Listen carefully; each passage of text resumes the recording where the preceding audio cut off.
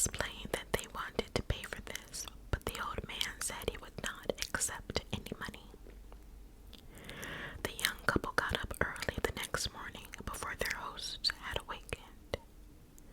On a table near the front door, they left an envelope with some money in it for the room. Then they went on to the next town. They stopped in a restaurant and had breakfast. When they told the owner where they had stayed, he was shocked. "That can't be," he said. "That house burned to the ground, and the man and the woman who lived there died in the fire." The young couple could not believe it, so they went back to the house. Only now, there was no house. All they found was a burned out shell. They stood there staring at the ruins, trying to understand what happened. Then the woman screamed. In the rubble was a badly burned table, like the one they had seen by the front door.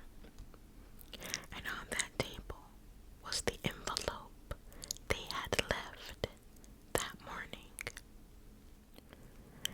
This is the artwork for the next story. The title is "They Eat Your Eyes, They Eat Your Nose." There are scary stories about all kinds of things. The ones told here are about a grave, a witch, a man who liked to swim, a hunting trip, and a market basket. There also is one about worms eating a corpse. Your corpse.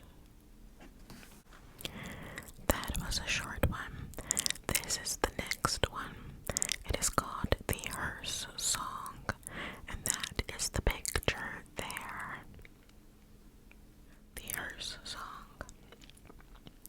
Don't you ever laugh as the hearse goes by, for you may be the next to die.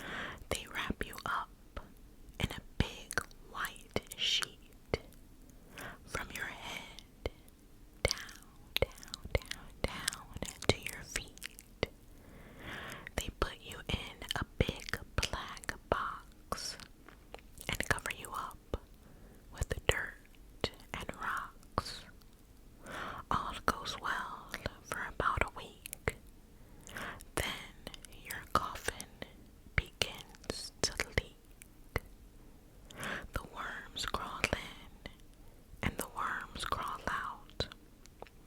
The worms play pinnacle on your snout. They eat your eyes. They eat your nose. They eat the jelly between your toes. A big green worm with rolling eyes crawls in your stomach and out your eyes. Your stomach turns a slimy green, and pus pours out like whipping cream. You spread it on a slice of bread, and that's what you eat when you're dead. This is called The Girl Who Stood